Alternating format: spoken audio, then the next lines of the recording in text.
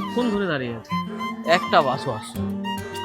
এই শোনো না, বলছি কি যে এখানে রোদের মধ্যে না দাঁড়িয়ে চলো ওই দোকানে গিয়ে এসির মধ্যে দাঁড়াই।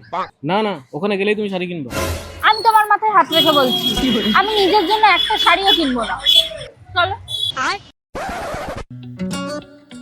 এগুলো কি শাড়ি? এগুলো ফ্যান্সি খাড্ডি আছে। এগুলোর দাম কত আছে? এগুলো 4250। এটা আমি নিচ্ছি। হ্যাঁ, ওকে ম্যাম। এটা কি শাড়ি? এটা লাভ বার্ড আছে। এগুলোর দাম কত? এগুলো 2150। তুমি আমাকে এটাও দিয়ে দাও। এগুলোর দাম কত আছে? এগুলো 2250 ম্যাম। এটা কি শাড়ি? এটা পৈঠানি আছে। ওইখানে। এটা কি শাড়ি? ম্যাম এটা বালুচুরি পাশমি।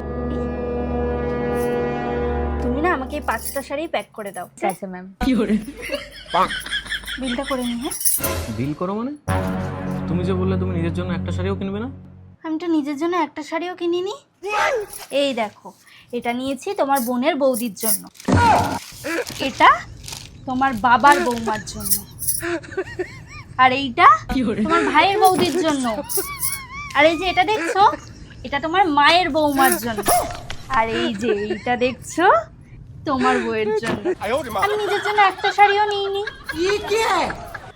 পুজো তো চলেই এলো, কলকাতার মধ্যে সব থেকে কম দামে ট্রেন্ডিং কালেকশন নিতে তোমরাও চলে এসো মা অন্নপূর্ণা শাড়ি ঘরে।